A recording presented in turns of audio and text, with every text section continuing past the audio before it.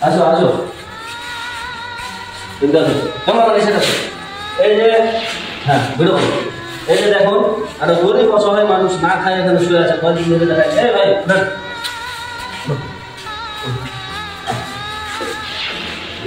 ভাই মুখ খান দেখেন ভাইরা শুকাই গেছে কয়দিন ধরে খাননি আপনি